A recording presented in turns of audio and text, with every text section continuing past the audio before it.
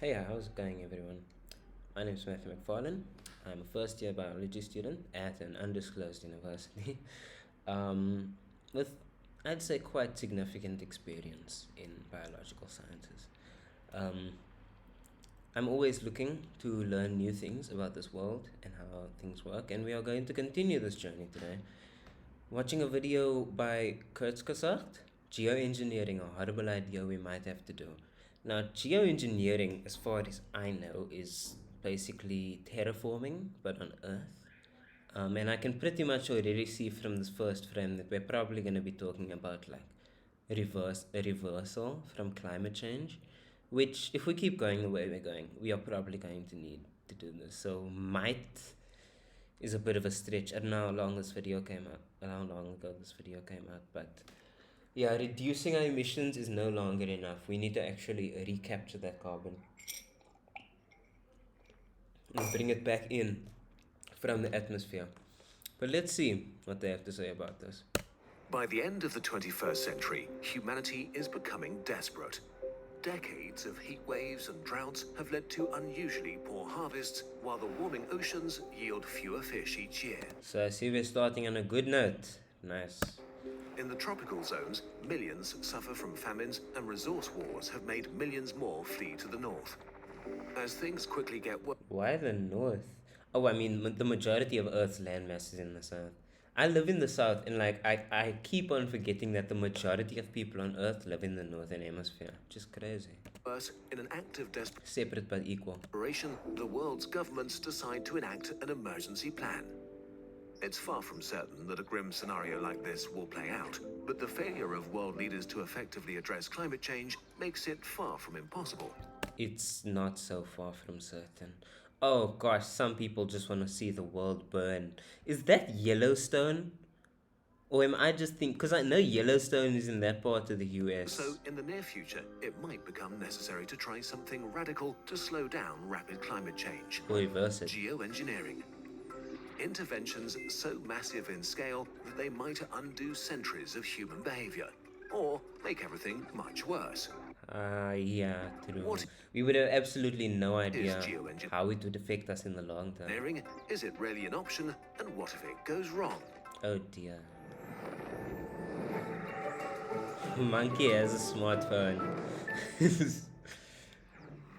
Geoengineering methods vary from fantastic ones like constructing giant light sails in space That wouldn't to work. seeding clouds with salt, or wilder ones like fertilizing the oceans with iron to speed up the growth of trillions of algae cells.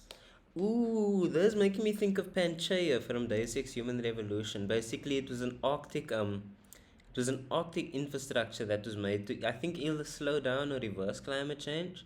And I think I remember cloud seeding being one of this.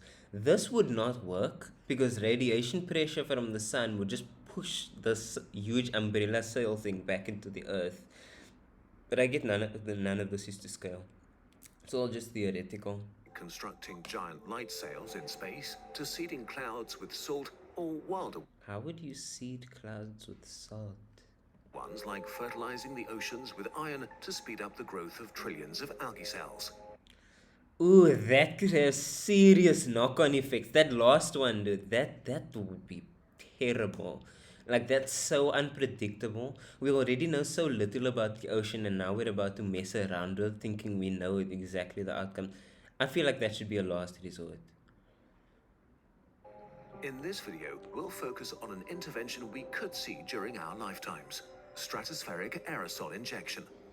A clunky That seems like just the sound of that seems quite term dangerous. that means spraying stuff very high up in the atmosphere to keep the sun away. So basically, a DIY nuclear winter. Keeping the sun away. CO2 doesn't heat up the planet on its own. Almost all of the energy on Earth comes from the sun in the form of electromagnetic radiation. Yeah, okay, so I feel like a lot of people have this kind of misconception. CO2 and methane don't heat up the Earth. They create this blanket effect around the Earth. So when solar radiation, some of it obviously, it's not a one-way mirror. Some of it will bounce off, like off of the CO2 in the atmosphere into space, but some of it will make it through, and it'll basically, I know you've seen those games with like the one ball go, oh shit, where the one ball like goes in and like gets reflected and it like I don't even know what I'm saying. It's not Tetris. I don't know what it's called, but like I'm sure like it has like kind of a knock-on effect. Like the ball goes in and it can't leave anymore because it's like within the confines of the blocks, and it's just more balls come and it just like kind of goes crazy. That's basically what this is. About 71% of this energy is absorbed by the Earth's surface and atmosphere. This absorbed energy is emitted again as infrared radiation. And Okay, so it's not the it's not the sunlight bouncing off of the earth, because the earth isn't like, it's not white. It's not like, unless you're talking about the polar ice caps, like it gets re up. Like if something is hot, right? Like for example, my hand is outputting infrared radiation right now, which is why on an IR camera you would be able to see the heat coming off of it. Anything that is hot outputs infrared radiation, and the hotter it gets, the closer to visible light it gets, which is why, oh, it's a whole black body radiation ultraviolet catastrophe thing that I'm not gonna get into right now. But when things get super hot, they actually start outputting visible light, meaning that the light shifts from the infrared spectrum into the visible light spectrum from the red side, and slowly it'll start getting red hot, and then it'll start getting white hot, and that's when you start to like really worry. Not really what. That's when you don't want to touch the thing. CO2 is able to trap this infrared radiation and keep it in the atmosphere for a while. Yeah. You can compare this effect with snuggling under a blanket in the morning. Even in a really cold room, your body emits infrared radiation, and the air between your body and the blanket traps it and creates a warm and comfy feeling.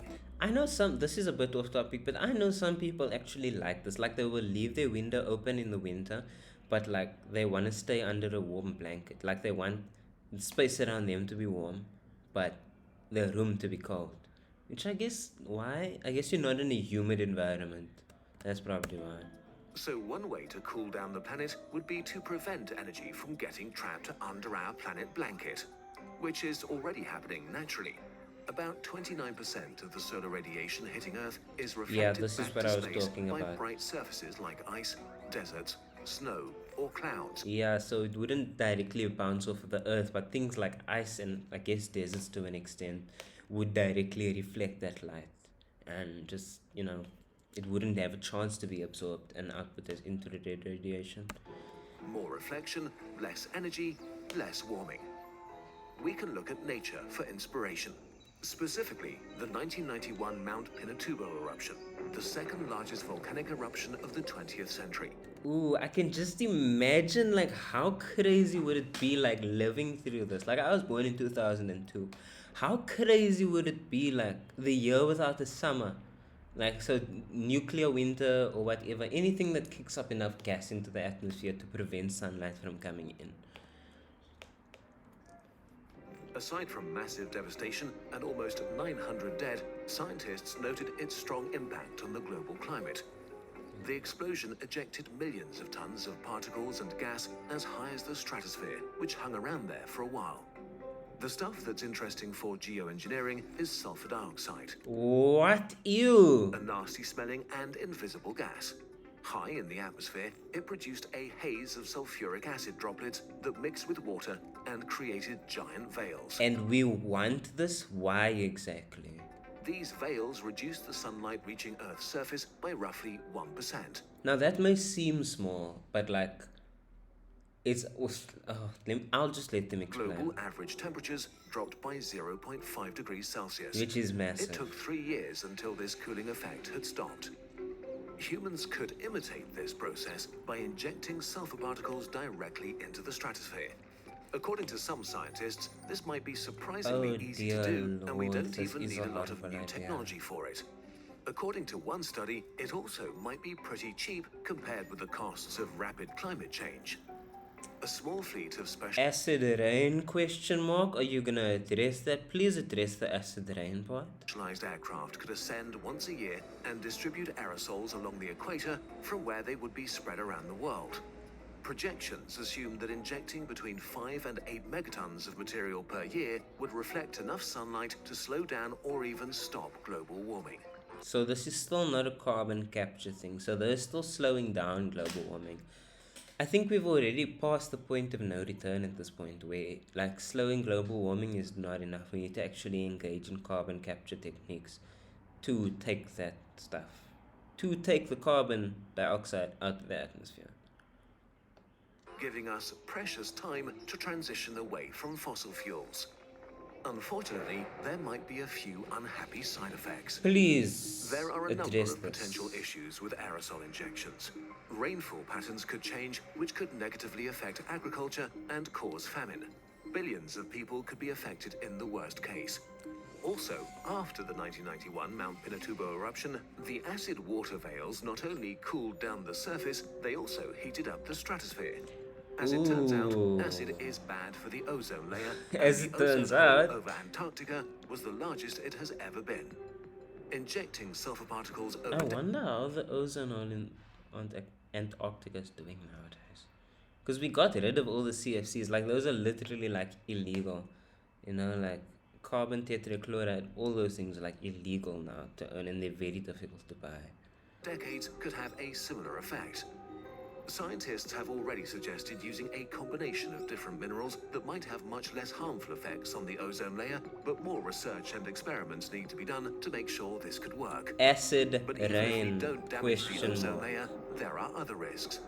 Politicians and industry might use the cooling effect as an excuse to delay the switch to a carbon-neutral economy. Oh my god. Even if geoengineering slows down global warming, humanity is still adding extra CO2 to the atmosphere.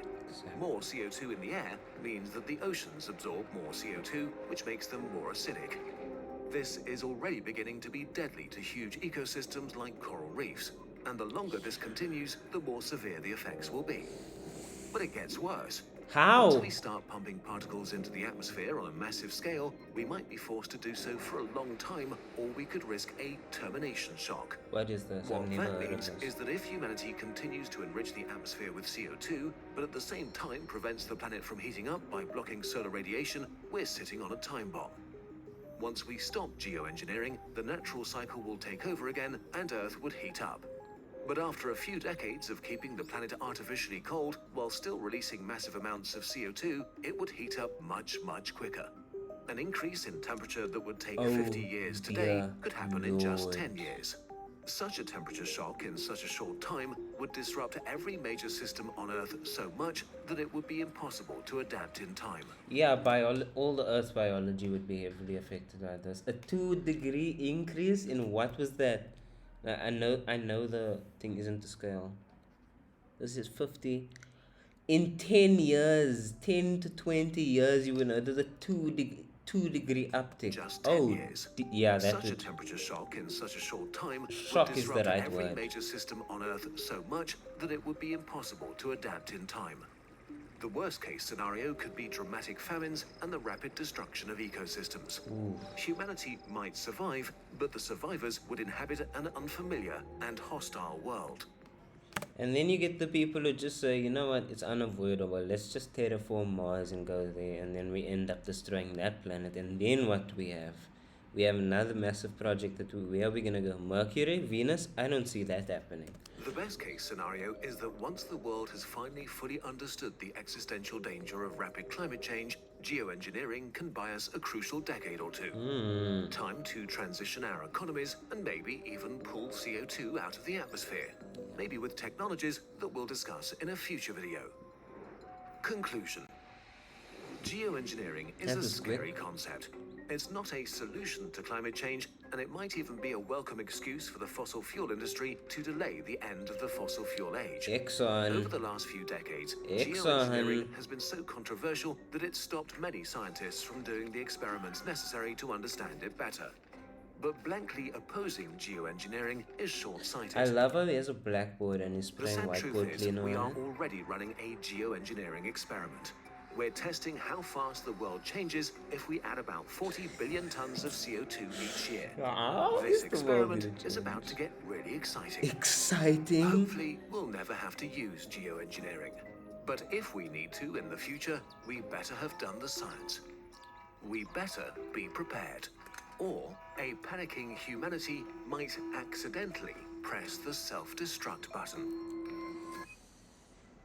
You probably won't have to do any of that. This is an ad, and I don't even need to be told that it's an ad. That's an interesting outlook.